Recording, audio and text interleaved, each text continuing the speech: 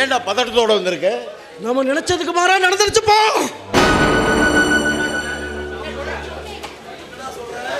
என்னடா சொல்ற? அந்த கல்யாணத்தை நிறுத்து. அந்த விஸ்வநாதனை ஊருக்கு முன்னாடி அவமானப்படணும்னு நினைச்சா நின்னு போன கல்யாணத்தை அவன் நடத்தி கட்டிட்டாப்பா. எப்படா எப்படா முகூர்த்த நேரத்துல கல்யாணத்தை நிறுத்தினா தாலி கட்ட எவனு வரமாண்டா? அந்த விஸ்வநாதனோட குடும்பமே கூடி குறுகி அவமானத்தை தற்கொலை பண்ணிக்குவாங்கன்னு பார்த்தா இப்ப சந்தோஷத்துல துள்ளி குதிக்கிறாங்களா? டேய் துரைசிங்கம்,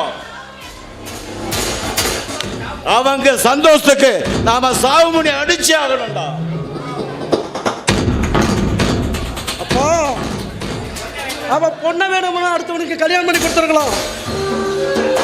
ஆனா அவ சொத்து பூரா நம்ம கிட்ட தான் இருக்கு. அப்பா இப்ப அவ குடியிருக்காரு, அந்த வீடும் நம்ம கிட்ட தான் இருக்கு.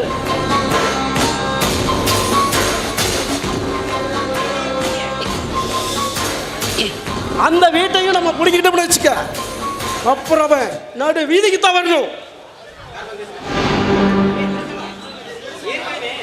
ஏய் துரைசிங்கம், ஏற்கனவே அவன் பையனும் பொண்ணும் அவனை விட்டு போயிட்டாங்க. அவனையும்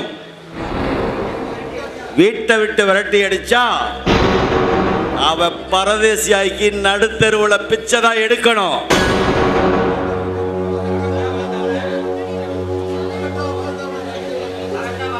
பகட்டா வாழ்ந்தவன பரதேசியாக்கி நடுத்தெருவுல நிறுத்தணும்டா.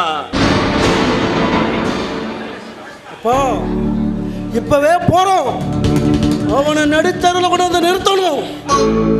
பாப்போம்.